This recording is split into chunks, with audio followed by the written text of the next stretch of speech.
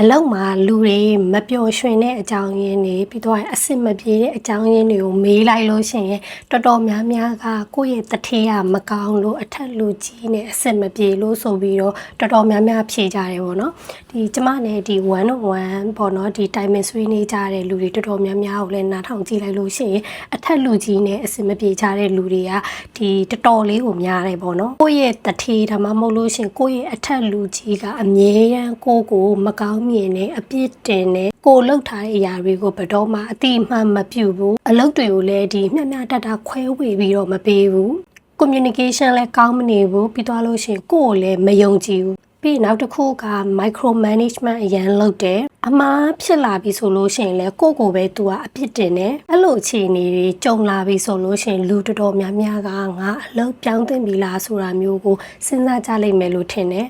ဒါပေမဲ့အလုံးမပြောင်းခင်ကို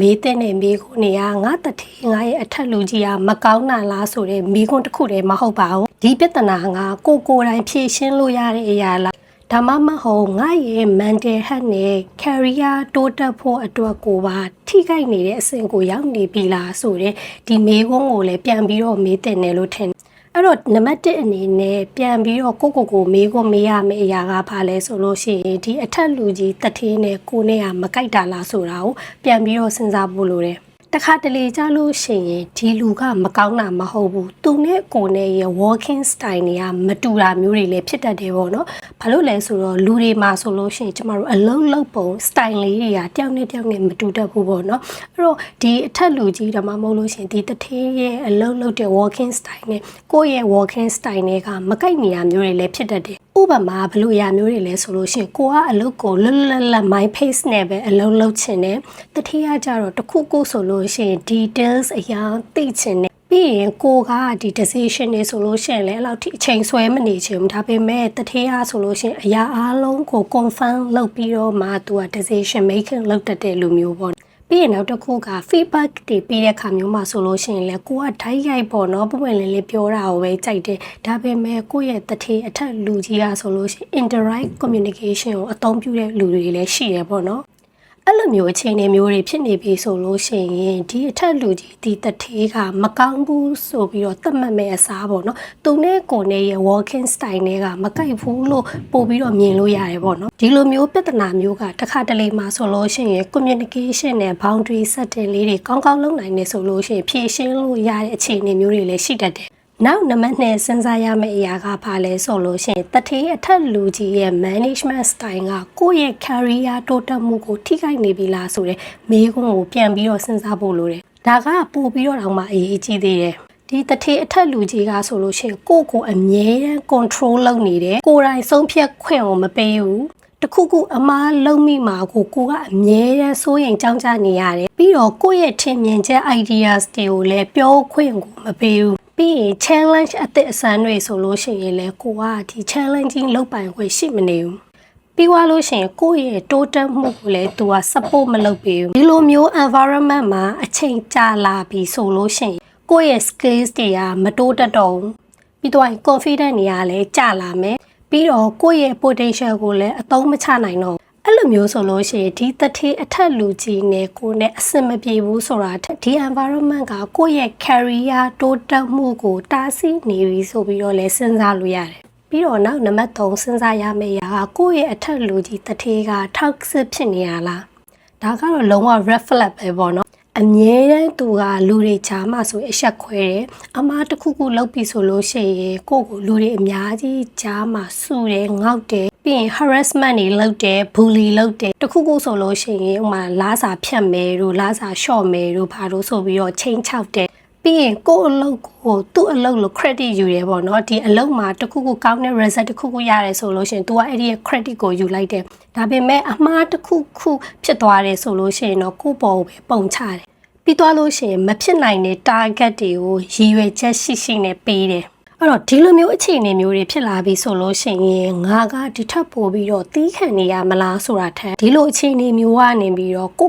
ဘယ်လိုမျိုး protect လုပ်မလဲဆိုတာမျိုး စဉ်းစားတတ်ပါတယ်အဲ့တော့အဲ့လိုမျိုးပုံစံမျိုးတွေဖြစ်လာပြီးဆိုလို့ရှိရင်ကိုကအခြေအနေပေါ်မှာမူတည်ပြီးတော့ဥပမာ HR နဲ့ဆွေးနွေးတာမျိုးတို့ဒီလူကဒီပြောရလို့ရှိရင်ကိုယ့်ရဲ့ leader ဖြစ်နေမယ်ဆိုလို့ရှိရင်ဒီ leader ထက်မြင့်တဲ့ manager မျိုးတွေကိုဒီလိုမျိုးတိုင်ပင်ဆွေးနွေးတာမျိုးပေါ့နော်ဒီလူထပ်ပို့ပြီးတော့ level မြင့်တဲ့လူနဲ့အဲ့လိုမျိုးဆွေးနွေးလို့ရလားဆိုတာကိုအရင်ဆုံးကိုကစဉ်းစားတဲ့နေအဲ့တော့ဒီလိုမျိုးတွေကိုဆွေးနွေးတိုင်ပင်ပေမဲ့အခြေအနေတွေကလုံးဝမပြောင်းလဲသွားဘဲနဲ့ကိုယ့်ရဲ့ mental well-being နဲ့ကိုယ့်ရဲ့ career ကိုတဖြည်းဖြည်းနဲ့ထိခိုက်လာပြီဆိုလို့ရှိရင်အလုပ်ပြောင်းဖို့စဉ်းစားတာကလည်းမှားတဲ့နည်းလမ်းတော့မဟုတ်ဘူး။နောက်နံပါတ်၄တစ်ချက်ကဆိုလို့ရှိရင်အထက်လူကြီးတယောက်ကြောင့်ပဲဒီကုမ္ပဏီကနေထွက်တဲ့လားဆိုတဲ့ဒီဟာကိုလည်းပြန်ပြီးတော့စဉ်းစားတဲ့နေပေါ့နော်။တခါတလေကြားလို့ရှိရင်ကျမကိုဒီ1-on-1မှာပေါ့နော်ဒီတိုင်ပင်ဆွေးနွေးကြတဲ့လူတွေဆိုလို့ရှိရင်အဲ့လိုမျိုးအခြေအနေမျိုးတွေဒီဖြစ်တာတွေများတယ်ပေါ့နော်။ကုမ္ပဏီကကောင်းတယ် team ကလည်းကောင်းတယ် salary ကလည်းကောင်းတယ်ကိုယ့်ရဲ့ career တိုးတက်ဖို့အတွက်လည်း